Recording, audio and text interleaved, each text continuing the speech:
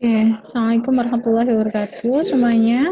Waalaikumsalam warahmatullahi wabarakatuh. Ya, baik. Bu Santi hari ini akan menjelaskan mengenai memandikan pasien di atas tempat tidur ya. Memandikan pasien di tempat tidur ini merupakan salah satu aktivitas yang dilakukan oleh perawat ya, yang termasuk membantu memenuhi kebutuhan dasar manusia pada pasien, di mana tujuannya untuk membersihkan seluruh tubuh pasien yang terbaring di atas tempat tidur. Ya. Nah, tindakan ini biasanya dilakukan pada pasien yang tidak mampu mandi secara mandiri atau memerlukan bantuan seperti pada pasien koma, kemudian pasien yang tidak mampu meninggalkan tempat tidur karena keterbatasan mobilisasi ya. Menjaga kebersihan pribadi penting untuk kesehatan, pencegahan infeksi, dan menghilangkan bau badan. Ya, apabila memungkinkan, individu didorong untuk melakukan kebersihan pribadi mereka sendiri sehingga kemandirian pasien dapat tercapai. Nah, aktivitas ini dilakukan dengan menggunakan air bersih dan sabun. Ya, hal yang harus diperhatikan saat memandikan pasien adalah menjaga privasi pasien, yaitu memastikan tirai dan pintu sudah tertutup sebelum melakukan tindakan. Nah, persiapannya apa saja sebelum melakukan tindakan? Nah, yang pertama, tentukan tujuan dan jenis tindakan yang dibutuhkan oleh pasien, ya. Inspirasi dan perasaan pasien sebelum tindakan atau tingkat ketergantungan pasien. Kemudian semua tindakan kewaspadaan, pergerakan, atau pemberian posisi yang sesuai untuk pasien. Jadi harus tahu dulu pasiennya itu bisa misalnya miring kanan atau miring kiri tidak.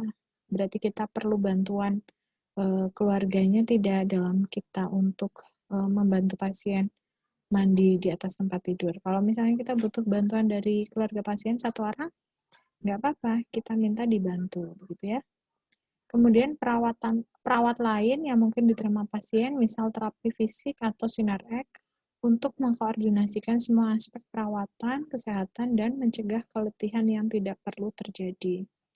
Kemudian yang kelima, tingkat kenyamanan pasien jika dimandikan oleh orang lain. Nah, kita juga perlu memperhatikan. Kita saja pasti kalau dimandikan sama orang lain malu ya, begitu juga dengan pasien. Makanya kurangi rasa ketidaknyamanan dan rasa malu pasien pada saat memandikan pasien dengan cara menjaga privasi pasien. Yang keenam, perlengkapan dan linen mandi yang dibutuhkan. Nah, tindakan yang dilakukan dengan tujuan menjaga kebersihan kulit, ya, menghilangkan keringat, sel kulit mati dan bakteri, kemudian mencegah bau badan, memberikan rasa nyaman, ya, pada saat kita membasuh badan pasien juga merangsang peredaran darah menjadi lebih lancar ya. Terus kemudian meningkatkan perasaan sembuh kepada pasien, memberikan kesempatan kepada pasien untuk mengkaji kondisi fisik dan psikososial pasien, juga menyegarkan tubuh saat setelah dimandikan ya.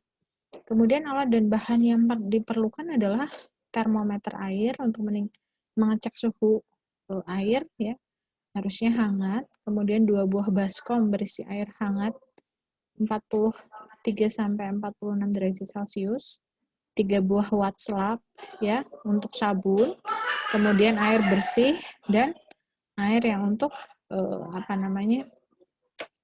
bilas gitu ya. Yang nomor 4 buah handuk ukuran sedang, kemudian selimut mandi, sabun mandi, pakaian ganti yang bersih, sarung tangan bersih, dan apron mandi. Apron mandi itu maksudnya celemek ya, untuk kita biar nanti pada saat memandikan, baju perawatnya juga tidak basah. Tuh. Kemudian 9, peralatan personal hygiene untuk pasien, misalnya bedak kalau diperlukan, deodoran atau parfum, lotion jika diperlukan, dan sisir rambut.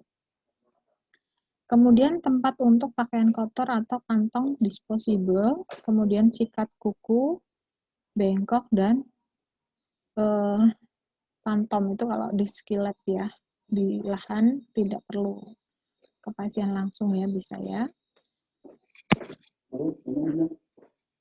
Terus kemudian diperhatikan kalau misalnya di lahan saat kita membantu pasien untuk meningkatkan kenyamanan pasien, misalnya pasiennya perempuan ya, kita usahakan yang membantu itu adalah pasien perempuan. Begitu juga kalau pasiennya laki-laki, diusahakan pasien yang membantu adalah pasien laki-laki, karena ini untuk memandikan pasien ya. Nah, di sini instrumen untuk memandikan pasien di atas tempat tidur.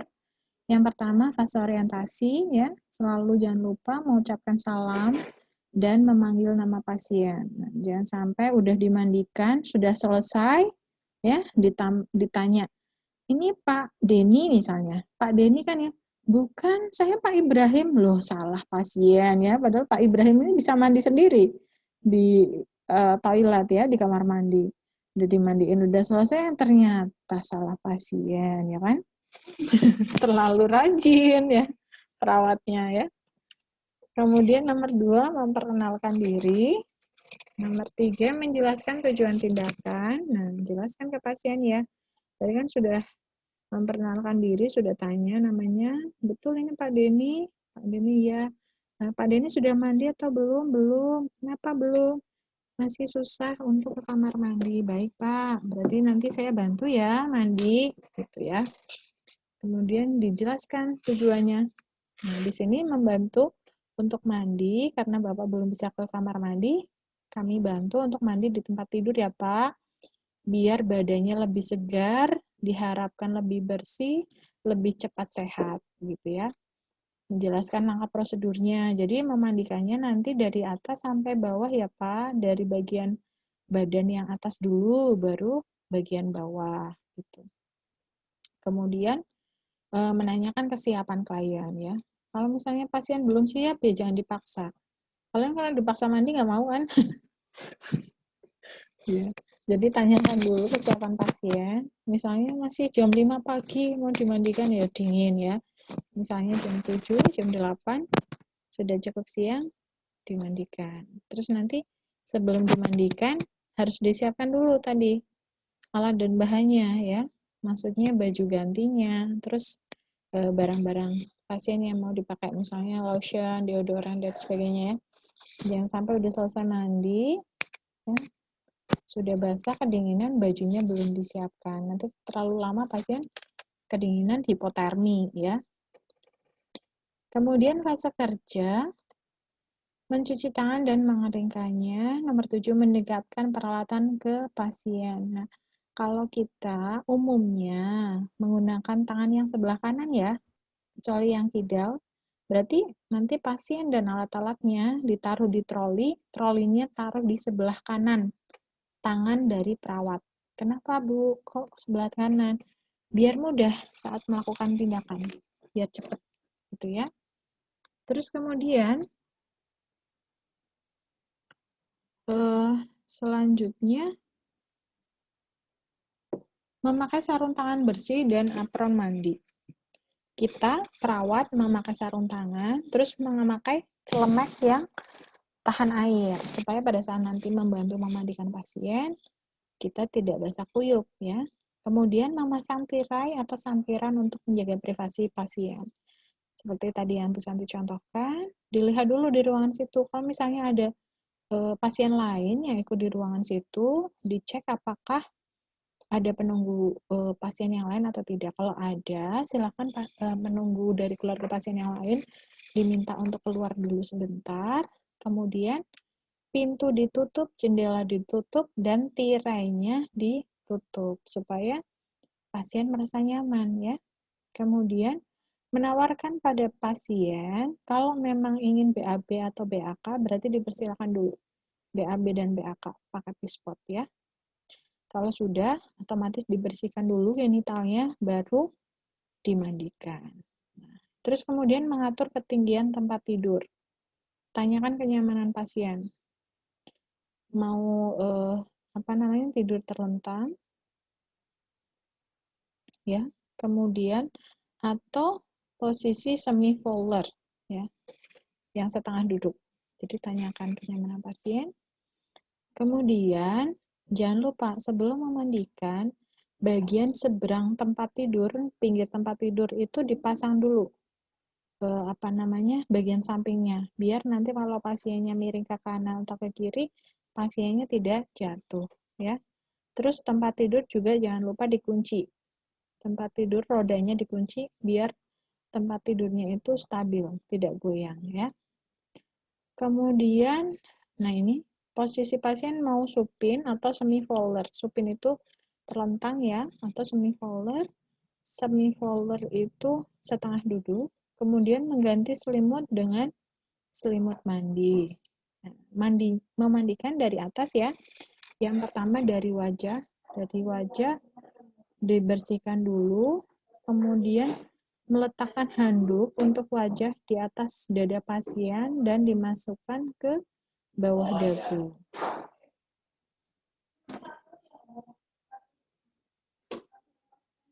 Kemudian membersihkan mata pasien dengan menggunakan waslap tanpa menggunakan sabun, nanti perih, ya. Gunakan ujung waslap yang berbeda untuk setiap mata. Usapkan dari bagian dalam ke bagian luar, ya. Kemudian lalu keringkan mata pasien dengan handuk yang ada di atas dada yang tadi sudah ditaruh di atas pasien, ya.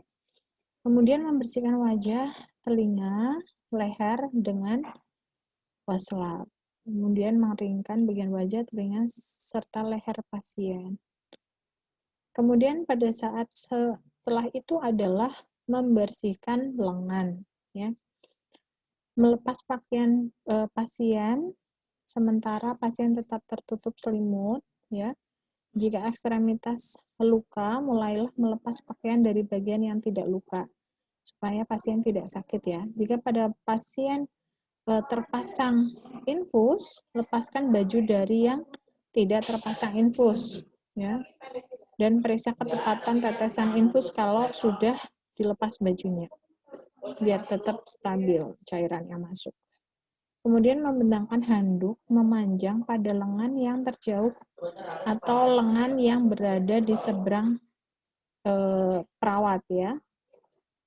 Kemudian membasahi dan memberi sabun pada waslap, kemudian usapkan pada kedua lengan, ya. Dari arah pergelangan tangan sampai dengan pangkal lengan atau bagian yang bersih ke bagian yang kotor, ya. Bersihkan sampai dengan ketiak. Nah, ketiak itu yang paling banyak produksi keringatnya, ya. Burket, ya. Jadi harus dibersihkan sampai bersih. Kemudian rendam tangan pasien bila perlu, kemudian bersihkan telapak tangan dan kukunya menggunakan sikat dan sabun. Sikatnya juga sikat yang lembut untuk kuku tangan, ya. Jangan sampai pakai sikat baju, ya. Nanti luka semua itu jari tangannya. Kemudian bilas dan bersihkan seluruh lengan dengan air bersih, lalu keringkan dengan handuk. Pindahkan handuk ke lengan yang lain, ulangi langkah yang sama dengan lengan sebelumnya, ya. Jadi cucinya itu lengan yang terjauh dulu. Jadi lengan yang terjauh dari perawat, baru lengan yang terdekat. Kemudian membersihkan dada dan perut, pindahkan handuk memanjang untuk menutupi bagian dada dan perut pasien. Lipat selimut mandi ke bawah umbilikus pasien. Dengan satu tangan, angkat setiap ujung handuk dan dengan tangan yang bersarung waslap, basahi serta sabuni dada dengan usapan memanjang yang tegas dari arah dada ke arah perut bagian bawah, ya. Beri perhatian khusus pada setiap lipatannya, dibersihkan dengan seksama dan agak menekan supaya dakinya ambrol semua tuh. Daki pasien hilang semua, ya. Nah, kemudian itu kan dada pasien dan perut pasien ya, apalagi kalau perempuan harus tetap ditutup ya pada saat dibersihkan supaya eh, tidak malu ya. Setelah diberi sabun, dibilas dengan waslap menggunakan air yang bersih. Kalau tidak cukup satu kali ya berkali-kali dibersihkannya sampai sabunnya hilang dan dakinya bersih. Kemudian letakkan handuk secara memanjang di atas perut ya. Lipat selimut mandi ke arah pubis. Nah, setiap kali membersihkan langsung dikeringkan biar tidak lembab.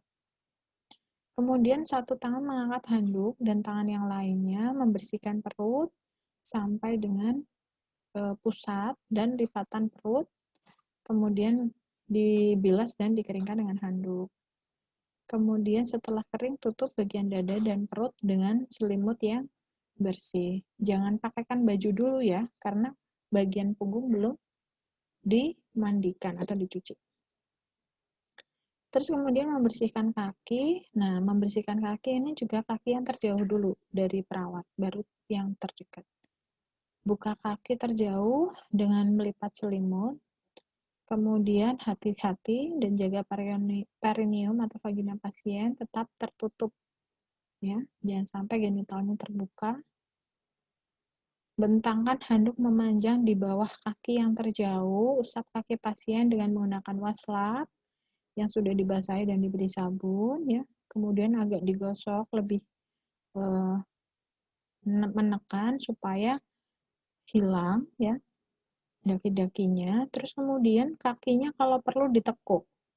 Biar lipatan bagian kaki ya, bagian di bawah lutut itu juga bersih. Terus kemudian kalau perlu rendam bagian kaki di baskom di air hangat, kemudian sikat bagian kuku kaki. Diulangi sampai kedua kaki selesai ya. Setelah itu membersihkan punggung. Nah, minta pasien untuk pada posisi sim atau miring ya. Nah, setelah miring itu minta pasien pegangan pada bagian pinggir tempat tidur. Pinggir tempat tidur itu kan biasanya ada ada yang untuk pegangan ya. Nah, itu pegangan itu supaya tidak jatuh. Tutupi bagian depan tubuh pasien dengan handuk. Miring ke kiri, bentangkan handuk di bawah punggung. Nah, sekarang dari punggung, dari bawah tengkuk leher sampai dengan bokong. Itu dibersihkan semua ya dengan waslap dan sabun, terus kemudian dibilas sampai bersih, kemudian dikeringkan. Ya.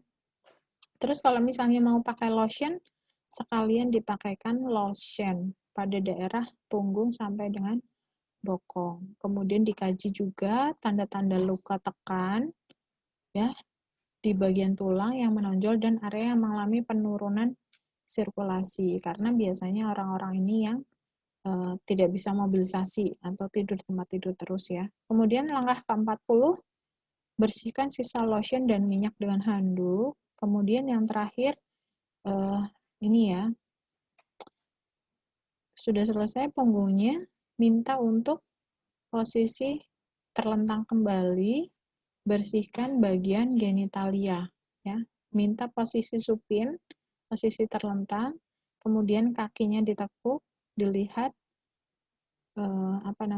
genitalianya dibersihkan, kemudian dikeringkan. Kemudian pada bagian akhir, langkah ke-44, berikan bedak, deodoran, atau lotion sesuai dengan kebiasaan pasien, bantu pasien memakai pakaian dalam dan pakaian luar, kemudian sisir rambut pasien. Kalau misalnya rambutnya sudah terlalu kotor, bisa dibantu untuk keramas ya, tapi setelah pasien dipakaikan baju terlebih dahulu. Atur posisi yang nyaman, rapikan dan bersihkan peralatan kembali yang digunakan. Kemudian lepas sarung tangan dan letakkan dalam bengkok. Nah, fase terminasi, melakukan evaluasi tindakan yang dilakukan, memberi apresiasi kepada pasien, menyampaikan rencana tindak lanjut, kemudian mencuci tangan, dan berpamitan kepada pasien. Nah, kemudian dilihat penampilan selama tindakannya tenang atau tidak, komunikasi terapeutik jalan atau tidak, kemudian menjaga keamanan pasien dan menjaga keamanan perawat, gitu ya. Nah, itu untuk cara memandikan pasien. Ada yang mau ditanyakan? Silakan kalau mau ditanyakan.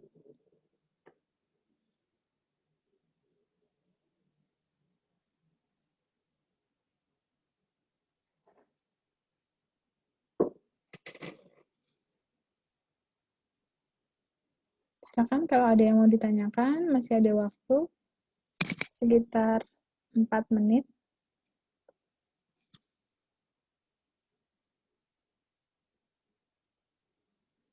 Kira-kira nanti kalau di rumah sakit ada pasien yang membutuhkan pertolongan untuk dimandikan di atas tempat tidur, bisa ya? Insya Allah bisa. Insya Allah bisa, Bu. Siap, bagus. Silakan, ada yang mau ditanyakan dari materi ini? Sudah tidur semua apa ini, mahasiswa? Belum. Suaranya cuma 3 nih. Belum, Bu. Yang ikut kelihatannya banyak, tapi yang bersuara cuma 3. Yang lainnya tidur kayaknya nih ya.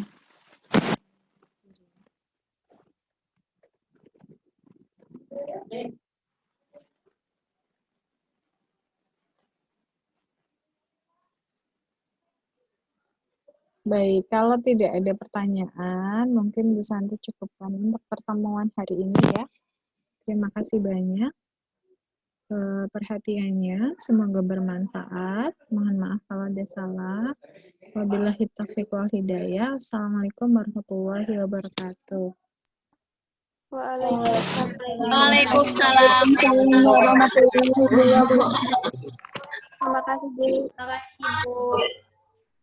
Terima kasih, Bu. Terima kasih, Bu. Terima kasih, Bu. Ya.